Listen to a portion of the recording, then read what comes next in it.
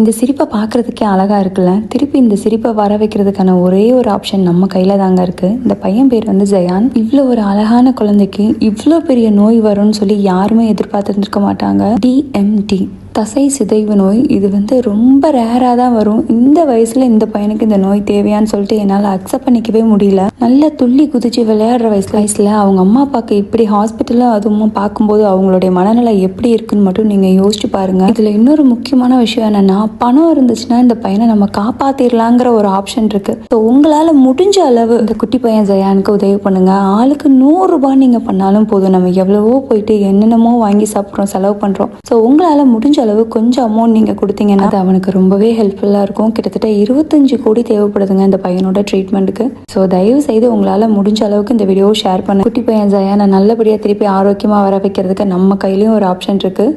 So bank details, account details எல்லாமே நான் கிளியராக கீழே டிஸ்கிரிப்ஷனில் கொடுத்துருக்கேன். ஜூலை 27 வந்து ஒரு கேம்பெயினும் நடத்துகிறாங்க. ஸோ முடிஞ்ச அளவுக்கு ஹெல்ப் பண்ணுங்கள். இந்த வீடியோவை நிறைய ஷேர் பண்ணுங்கள். Thank you so much.